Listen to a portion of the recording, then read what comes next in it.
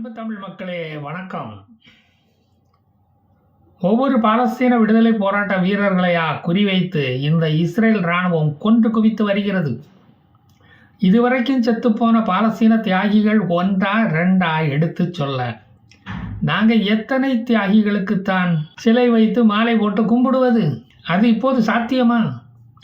அதனால தான் அவர்களை இனிமேல் அம்போ என்று கை கழுவி விட முடிவு பண்ணிவிட்டோம். காசாவில் காக்காக்களே கிடையாது. காக்காமார்கள் விளக்குமார்கள் தான் உண்டு.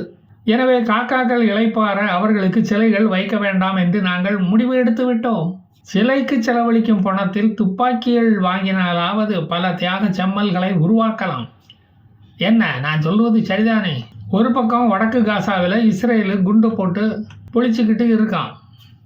இன்னொரு பக்கம் லெபனானில் ஹிஸ்புல்லாக்களுக்கு காயடிச்சுக்கிட்டு இருக்கான். பத்தாததுக்கு சிரியாவில் உள்ள அப்பாவி பயங்கரவாதிகளை கொண்டுகிட்டு இருக்கான் இம்சை அரசன் என்ற இந்த இஸ்ரேல்.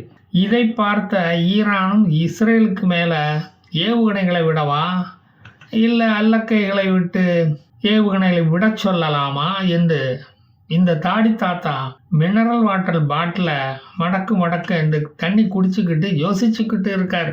இஸ்ரேலுக்கு தண்ணி காட்ட போறேன் அப்படின்னு சொன்னவன் இப்படி தண்ணியை அளந்து குடிக்க வச்சுட்டானே. ஹமாஸின் ராட்ஷாத் என்ற மிலிட்டரி ஆயுத ப்ரொடக்ஷன் மேனேஜர் காரில் செல்லும் போது மேலே பறந்து கொண்டிருந்த ட்ரோன் தன்னிடம் வைத்திருந்த சிறிய ரக மிசைலை தவறுதலாக கை நழுவ விட்டுவிட்டது. அது தற்செயலாக ராட்சாத்து போன காரை குறிப்பாத்து தாக்கி காரில் இருந்தவர்களை பஸ்பமாக்கி விட்டது. கூண்டோடு பரலோகம் அனுப்பிவிட்டது. கறிக்கட்டையாக கரிஞ்சு கிடந்த அந்த மரக்கட்டை தான் ராட்சாத் என்று அவரது பல்சட்டை வச்சு கண்டுபிடிச்சார்களாம். என்ன கொடுமை சார் இது! அக்டோபர் 7ஆம் தேதி அட்டாக்கிற்கு தேவையான ஆயுதங்களை ரெடி பண்ணி கொடுத்த புண்ணியவான் இவன் தான். இப்போ போய் இதை வந்து சொல்கிறாங்க. முன்பே தெரிந்திருந்தா மசாத்தை வச்சு ஸ்பெஷலாக கவனிச்சு இருப்போம். இப்படி அனாதை பணமாக கறிக்கட்டையாக விட்டு இருக்க மாட்டோம். ஹமாஸின் உயிர் போன லீடர் ஃபர்ஸ்ட் இன்டிஃபிடா புகழ் மர்வான் இசாவின் உற்ற தோழனிவன் காசாவில் ஒரு நேவல் படையை நிறுவ திட்டமிட்டு கொண்டு இருந்தானாம். 10/3/2024 அன்று மர்வான் இசாவை இஸ்ரேல் கொன்னதை 19/1/2025 தான் ஹமாஸ் ஒத்துக்கொண்டது தெரியுமா? எவனையும் முன்னேற விடாத இஸ்ரேலிய இராணுவம் இவனையும் முன்னேற விடலை. இறந்தது ராட்சாத் தான் என்று ஹமாஸ் இன்னமும் அதிகாரபூர்வமாக அறிவிக்கவில்லை. அவங்க என்னைக்கு தான் உடனே அறிவிச்சிருக்காங்க. முகமது டெய்ஃப் இறந்ததையே 6 மாதம் கழித்து சொன்னவங்க தானே இவங்க. இஸ்ரேலின் மேல் வெறுப்பை வளர்ப்பதற்கு உலகங்களில் உள்ள பல மூலைகளில் வாழும் மாணவ சமுதாயங்களை காசு கொடுத்து தட்டி எழுப்புகிறார்கள். இந்த ஹமாஸுக்கும் ஹிஸ்புல்லாக்கும் தட்டில் சோறு வைத்து வளர்க்கும் இந்த ஈரான் தாத்தா. நான் சாகப் போகிறேனே மம்மி என்று ஹமாஸ்கள் தெருக்களில் வந்து வரிசையாக நின்று அப்பப்போ மக்களுக்கு காட்சி கொடுக்கிறார்கள். கடைசியாக ஒரு முறை எல்லோரும் பார்த்துக்குங்க எங்களை என்று சொல்லாமல் சொல்கிறார்களோ. தை பிறந்தா வழி பிறக்கும் என்று காசா மக்கள் வெயிட் பண்ணிக்கிட்டு இருக்காங்க. ஜனவரியில் பொங்கலுக்கு பிறகு ரீஹாபிலிட்டேஷன் ஒர்க்கு ஸ்டார்ட் ஆகும் என்று காத்து கொண்டிருக்கிறார்கள். மாட்டுப் பொங்கலுக்கு பிறகு காசா சுத்தப்படுத்தப்படும் என்று காசா முனிசிபாலிட்டியும் கூறியுள்ளது. அதுக்குள்ள இஸ்ரேலிய இராணுவம் சாம்பிராணி புகை போடாமல் இருக்கணுமே என்று நிரந்தரமாக கைவிட்ட அல்லாவை அவர்கள் வேண்டிக் கொண்டிருக்கிறார்கள். சோப்லாங்கி ஹமாசுகளை துரத்திவிட்டு மஞ்சக்குடி பிடித்த ஹிஸ்புல்லாக்களை காசாவில் இறக்கலாமா என்று நெய்யும் காசும் ஆலோசனை போட்டுக்கிட்டு இருக்காராம். இறக்கலாமே, இறக்க தயாரானவங்க தாராளமாக வந்து இறக்கலாம் என்று இறக்கமுள்ள ஐடிஎஃப் இராணுவம் சொல்லிவிட்டது. ரான் கவுலி என்ற கடைசி இஸ்ரேலிய பிணைய கைதியின் உடல் இன்னும் இஸ்ரேலுக்கு வந்து சேரவில்லை. அதை கண்டுபிடிக்க ஹமாஸ் தனது மோப்ப நாய்களை அனுப்பியும் ஒன்றும் கதைக்கு ஆகல.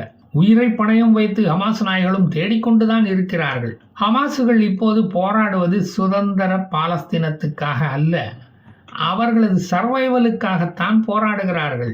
சுதந்திர பாலஸ்தீனம் அடைய முடியாது என்று அவர்களுக்கு அக்டோபர் 10ஆம் தேதியே நல்லா தெரிஞ்சு போச்சே. தெளிவாக அன்னைக்கே அவங்களுக்கு புரிஞ்சு போச்சு. எதுக்குமா 70 வருஷமாக கடந்து போராடுறீங்க என்று ஹமாஸ் வீரர்களிடம் போய் கேட்டா, இஸ்ரேலிடம் இருந்து காசாவை பிடுங்கி ஏலக்காய் பயிரிட்டு 4 காசு பார்க்கலான்னு ட்ரை பண்றோம். ஆனா இந்த இஸ்ரேலிய ராணுவம் அடிக்கடி வீட்டுக்கு ரைடு வந்து எங்க பிளான்களை எல்லாம் சீர்குலைத்து விடுகிறான்ப்பா.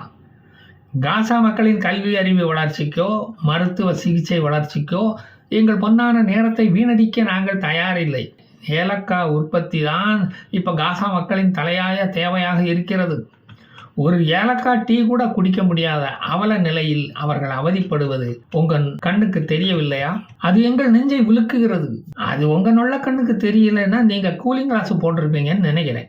ஏலக்காய் உற்பத்தியில் நாங்கள் உலக சாதனையை நிகழ்த்தி உலக மக்கள் ஏலக்காய் டீ குடிக்க வைப்பதுதான் எங்களது இப்போதைய ஒரே லட்சியம். தனி ஒருவனுக்கு ஏலக்காய் டீ இல்லை எனில் இந்த ஜகத்தினை அழித்துடுவோம்னு பாரதியாரே பாடியிருக்காரு. டீ கோப்பைகளை காசா கட்டடம் போல உடைத்து விடுவோம். அவ்வளவு கோபம் வருது எங்களுக்கு இப்போ, தெரியுமா?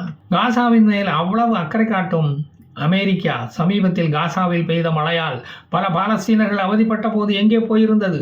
மழை நீர் வடிகால் அமைக்க ஒரு $4000 கொடுத்ததா?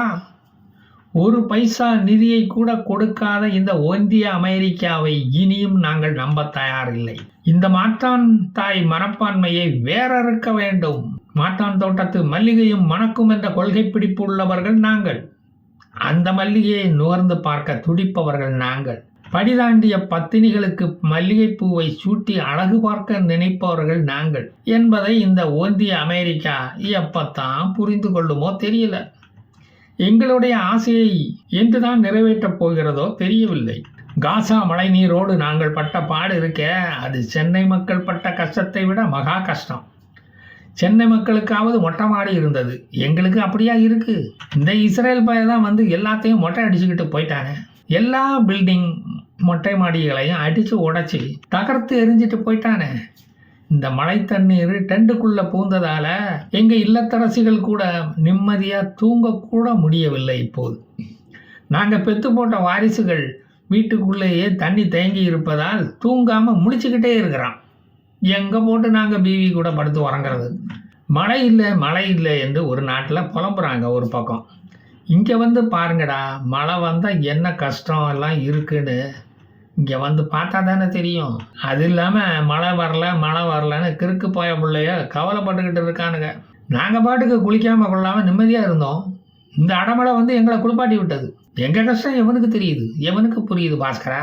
போண்டி பீச்சு ஆஸ்திரேலியாவில் உள்ள ஒரு ஃபேமஸ் பீச். அங்கே 2 பாகிஸ்தானிய ஹமாசுகள் துப்பாக்கியோட புகுந்து கண்மூடித்தனமாக இஸ்ரேலியர்களை நோக்கி சுட்டதில் 16 பேர் குழந்தைகள் உட்பட கொண்டு விட்டார்கள். இதெல்லாம் ஜெனோசைடு கிடையாதப்பா. இது அப்பனும் மகனும் சேர்ந்து நடத்திய தாக்குதல் தான். அவர்கள் தான் கூட்டாக இந்த வேலையை செஞ்சிருக்காங்க. தகப்பன் ஒரு ஸ்டூடெண்ட் விசால வந்தவன். அவனோட மகன் இங்கே பிறந்து ஆஸ்திரேலியா சிட்டிசனாக இருந்தவன். இங்கே பிறந்ததால ஆஸ்திரேலியன் சிட்டிசன் ஆகிட்டான். அதை வச்சு துப்பாக்கி லைசன்ஸை வாங்கி இருக்கான். இந்த 2 பேரில் இந்த தகப்பனை சுட்டு கொண்டு விட்டார்கள். அவனுடைய ஐடி கார்டை பார்த்த போது தான் அவனுடைய ஃபுல் ஹிஸ்டரியும் இவர்களுக்கு தெரிய வந்தது. மகனை இப்போது ஆஸ்திரேலியா போலீஸ் ஹாஸ்பிட்டலில் தூக்கில் ஏற்றுவதற்காக ட்ரீட்மெண்ட் கொடுத்துக்கிட்டு இருக்காங்க. அதற்காக இஸ்லாமியனாக இருந்தாலே ஹமாஸ் தான் என்று நீங்கள் முடிவு பண்ணிவிட வேண்டாம் என்று பாலஸ்தீன ஹமாசுகள் கதறுகிறார்கள். நாங்கள் வேற, அவங்க வேற, எங்கள் வழி தனி வழி. பாகிஸ்தான் முஸ்லீம்களை நாங்கள் முஸ்லீம் கணக்கிலேயே சேர்க்க மாட்டோம்.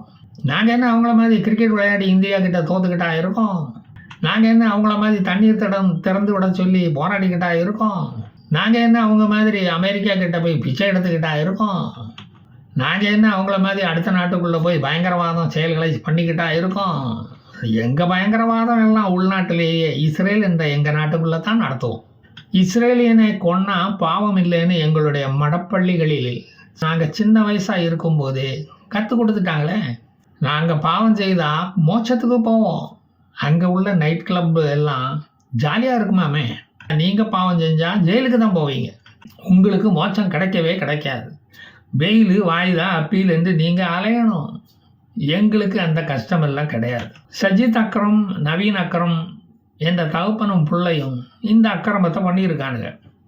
ஆஸ்திரேலியா கடற்கரையில் இஸ்ரேலிய பண்டிகையான ஹனூக்கா பண்டிகையை கொண்டாடி கொண்டு ஜாலியாக குளித்து கொண்டிருந்த இஸ்ரேலியர்களை கொன்று மகிழ்ந்திருக்கிறார்கள். போண்டி கடற்கரையில் இஸ்ரேலிய வெறுப்பு என்ற இஸ்லாமிய சிந்தனையில் ஊறிய இந்த பாகிஸ்தானிகள் இருவரும் இந்த கொலைபாதக செயலை செய்து 16 பேரை கொன்று இருக்கிறார்கள். இந்த படுகொலைகளை செய்த பிறகு தாங்களும் உசுரோடு இருக்க மாட்டோம் என்பது இவர்களுக்கு நல்லாவே தெரியும்.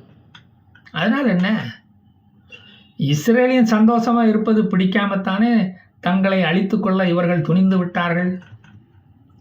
இவர்களின் இந்த தியாக செயலை பாராட்ட மாட்டீர்களா? நீங்கள் பாராட்டாவிட்டாலும் பரவாயில்லை, சொர்க்கத்தில் அல்லாஹ் பாராட்டப் போகிறான். 72 பேரோடு அவன் காத்து கொண்டிருக்கிறான். அதை உங்களால் தடுக்க முடியுமா? இஸ்லாமியனுக்கு ஏன் ஆஸ்திரேலியாவில் வாழ இடம் கொடுத்தீர்கள் என்று ஆஸ்திரேலியர்கள் இப்போது கேள்வி கேட்கிறார்கள். அதிலும் ஒரு பாகிஸ்தானியரை நீங்கள் ஏன் ஸ்பை பண்ணாமல் சுதந்திரமாக நடமாட விட்டீர்கள்? அவனுக்கு துப்பாக்கி லைசன்ஸ் கொடுக்கும் முன் இதையெல்லாம் ஆலோசிக்க மாட்டீர்களா என்று கேள்வி மேலே கேள்வியாக கேட்டு துளைத்து கொண்டிருக்கிறார்கள். ஆஸ்திரேலியா இஸ்ரேலுக்கு சப்போர்ட் பண்ணுவதால் இந்த இஸ்லாமியனுக்கு கொலைவெறி என்ற காய்ச்சல் வந்து ரொம்ப நாளாக வாட்டிக்கிட்டே இருந்துச்சான். இருக்கிற இஸ்லாமியர்களை ஆஸ்திரேலியாவை விட்டு விரட்டி விட்டால் இனி இதுபோல் நடக்காமல் இருக்கும் என்று ஆலோசனை வேறு சொல்லுகிறார்கள். இத்தனைக்கும் பாலஸ்தீனத்தை அங்கீகரித்த நாடுகளில் ஆஸ்திரேலியாவும் ஒன்று. அதற்கு நன்றி கடன் தான் இது. இஸ்லாம் பெருசா கிறிஸ்தவம் பெருசா என்று ஆலோசிக்க வச்சுட்டாங்க. ஆலோசித்து வைங்க, அப்புறம் நான் மீதியை சொல்லுகிறேன். ஜெய் ஹிந்த்.